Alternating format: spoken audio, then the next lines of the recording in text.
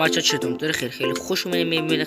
خفناق امروز اومدم با آموزش ساخت یه فارم خفن، فارم ساخت امرالد بی نهایت. فارمش رو میخوام بهتون نشون بدم.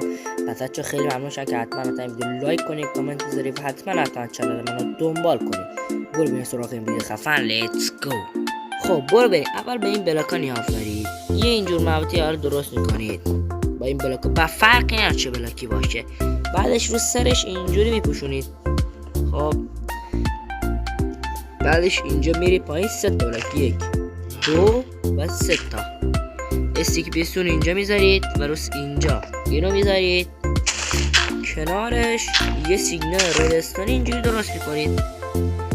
روی سرش اینجا یه بلاک میذارید و فرق نمیکنه، میتونید با خاک حتی درست کنید و هر چی دلتون بخواد میتونید این بلاک ها درست کنید. و بعدش یک